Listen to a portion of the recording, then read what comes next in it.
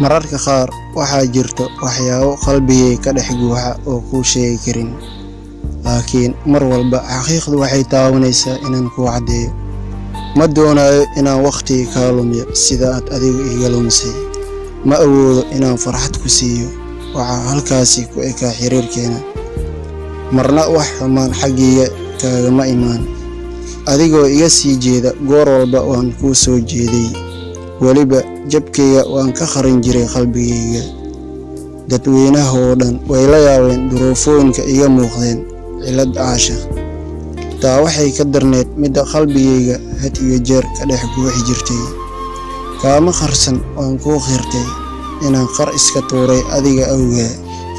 waxaan kuu sheegay inaan kaa quursan ilaa xaggaaga qiimaan oo yeeshto. way igu adkaatay inaan adiga iskaa ilaawo, laakiin qaladkaagii hore wuxuu kuu noqonaa mid lama ilaawaan. kurbo iyo khasaare caashiq hadda ma rabo. kuma huro ima hurtid, horjoogaagu ma rabo. waqti walba waan ku xiisi doonaa, laakiin kuuma xiisi doono.